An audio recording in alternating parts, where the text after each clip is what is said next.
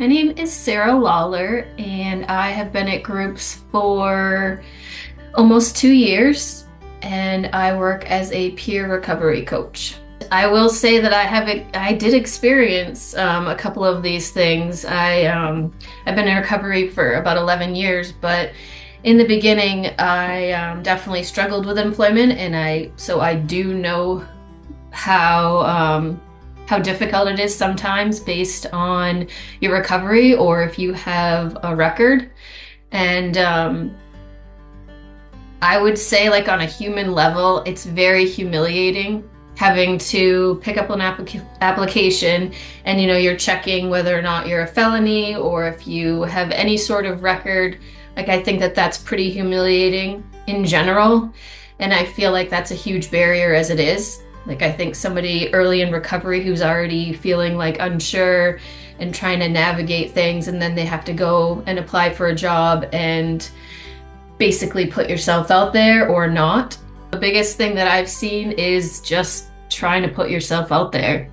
And we have a list, our RSS team, we have a list of what's called like a felony friendly list that basically lists out a bunch of different companies and organizations that are open to hiring people with a record. So that is a benefit.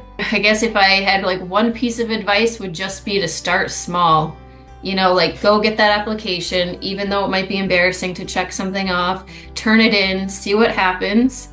And I tell my members, for me, just being completely open about my recovery helps a lot. So when you're in an interview and they're like, because they're going to ask you, tell me about this charge you got, or they probably will.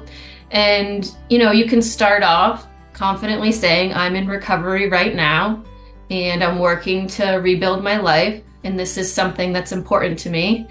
And just being really upfront, I think, is definitely, in my opinion, the most effective way to go, because I think when people have like a better idea instead of just this like stereotype of somebody who's using, whether it's alcohol or drugs, once they find out that, like, you're on your new path, like you're on a journey, then I feel like it changes people's perception a little bit.